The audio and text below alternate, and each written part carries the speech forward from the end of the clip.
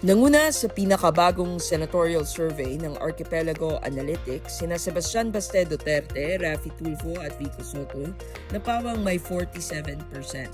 Sa susunod na hanay ay sina Robin Padilla, Loren Legarda at Leni Robredo na may tig 42%. Kasunod nila sina Alan Peter Cayetano, Paulo Pulong Duterte at Francis Escudero na may tig 39%. Nasa 34% naman sina Mark Villar, JV Ejercito, Rowena Guanzon, Juan Edgardo Sonny Angara, Nancy Binay at Grace Poe.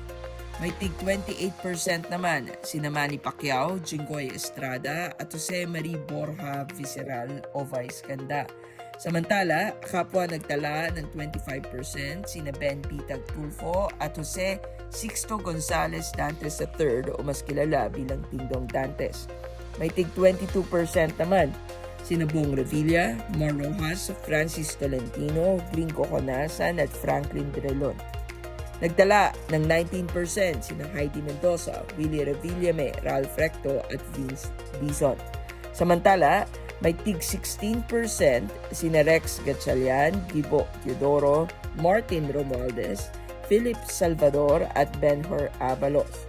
Mas mababa pa sa listahan si Jimmy Bondoc, Shel Jokno at Bonifacio Busita na may 10%. Nasa 7% naman sina Antonio Trillanes ng LP, Vic Rodriguez at Teddy Casino ng Makabayan. Sa pinakamababang bahagi ng survey na may tig 5% ay sina Teacher Franz Castro, Claire Castro, Calyodi de Guzman, Doc Marites Mata, Lisa Masa at Apollo Tibuloy.